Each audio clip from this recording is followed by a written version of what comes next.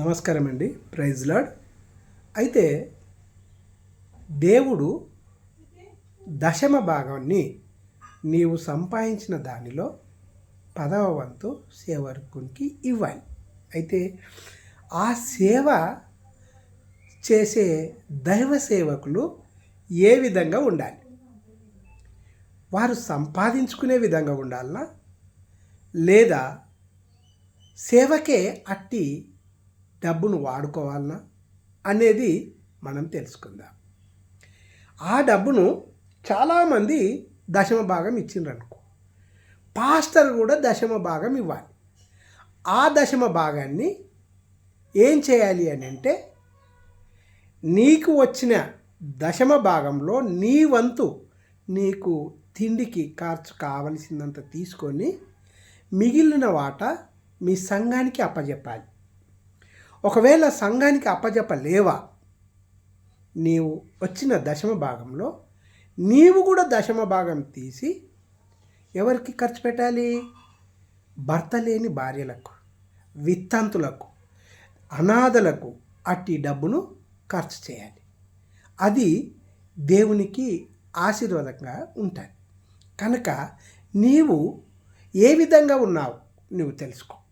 లేదా నీ జీవితము వైభవంగా ఉంటూ అదే జీవితాన్ని ఒకసారి విశ్వాసులను గమనించి చూస్తే, విశ్వాసి ఏ విధంగా ఉన్నాడు, పాస్టర్ ఏ విధంగా జీవిస్తున్నాడు అనేది ఆలోచన చేసి, నీ సంఘముకు వచ్చే విశ్వాసులు ఎవరైతే ఉన్నారో వాళ్ళు పేదలైతే నీకు వచ్చిన దశమ భాగంలో అట్టి విశ్వాసులకు, పేదవారికి పంచిపెట్టు.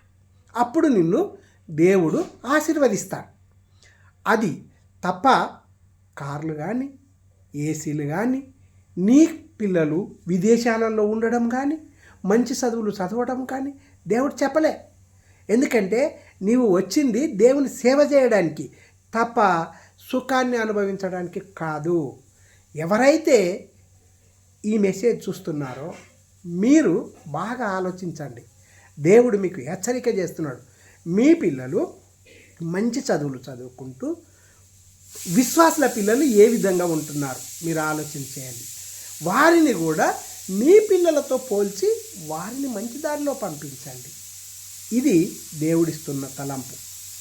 అదేవిధంగా నీకు వస్తున్న ఏదైతే దశమ భాగం ఉందో, దశమ భాగమే కాకుండా మందిరంలో వస్తున్న కానుకలు కూడా అలనాడు దేవుడు ఎవరిని ఆశీర్వదించిండు?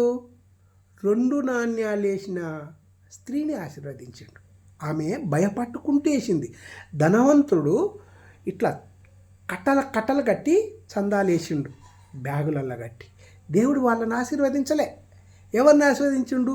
దొంగచాటున అయ్యో ఏమనుకుంటాడో, అయ్యో వాళ్ళు ఏమనుకుంటారని దాచిపెట్టి ఆ చందలో 2 నాణ్యాలు వేసింది.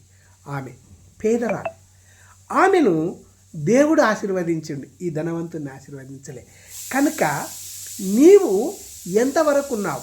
నీవు పేదవారి దగ్గరికి వెళ్తున్నావా, ధనవంతుని దగ్గరికి వెళ్తున్నావా, ఎవరి దగ్గరికి వెళ్ళి నీవు ప్రార్థన చేస్తున్నావు, అందరి దగ్గరికి వెళ్తున్నావా అనేది నీవు మొట్టమొదలు తెలుసుకో.